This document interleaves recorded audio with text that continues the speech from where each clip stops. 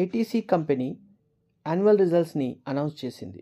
Annual రిజల్ట్స్లో భాగంగా share హోల్డర్స్కి ₹7.50 డివిడెండ్ని కూడా declare చేసింది. ఇప్పుడు ఐటీసీ కంపెనీ యొక్క ప్రాఫిట్ అండ్ లాస్ అకౌంట్ని అనాలిసిస్ చేద్దాం. ITC company revenue from operations quarter basis comparison చేసినప్పుడు Q3తో కంపారిజన్ చేస్తే 1814 crores ఇంక్రీజ్ ఉంది. ఇది 9.77%గా చెప్పవచ్చు. అదేవిధంగా year on year basis financial year 24 and 25 year comparison చేసినప్పుడు 7721.35 crores ఇంక్రీజ్ ఉంది. ఇది 10% ఇంక్రీజ్గా మనం చెప్పవచ్చు. మొత్తంగా రెవెన్యూ ఫ్రమ్ ఆపరేషన్స్లో మంచి గ్రోత్ కనబడుతుంది. ఇక టోటల్ ఇన్కమ్ చూసినప్పుడు టోటల్ ఇన్కంలో కూడా మంచి గ్రోత్ ఉంది.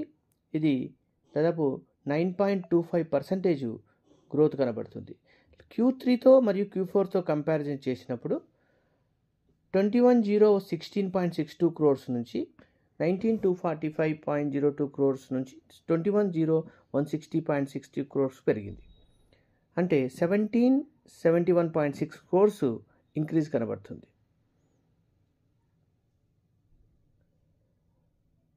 ఇది 9.25% మరియు ఇయర్ ఆన్ ఇయర్ బేసిస్లో చూసినప్పుడు కూడా 7557.82 crores ఇంక్రీజ్ కనబడుతుంది. ఇది 9.8% గ్రోత్గా మనం చెప్పవచ్చు.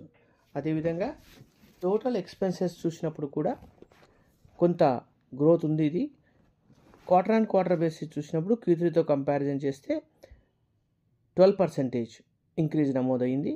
1623.7 crores పెరిగింది. అదేవిధంగా ఇయర్ ఆన్ ఇయర్ బేసిస్ చూసినప్పుడు 7127.15 crores ఎక్స్పెన్సెస్ పెరిగాయి. 14% ఎక్స్పెన్సెస్ ఇంక్రీజ్ కనబడుతుంది. ప్రాఫిట్ ఆఫ్టర్ ట్యాక్స్లో మంచి గ్రోత్ కనబడుతుంది. ఇది year on year quarter basis చూసినప్పుడు క్వార్టర్ బేసిస్ చూస్తే 14,617 crores 281% పెరిగింది. 5190.71 నుంచి 19,807.88 crores పెరుగుదల కనిపించింది.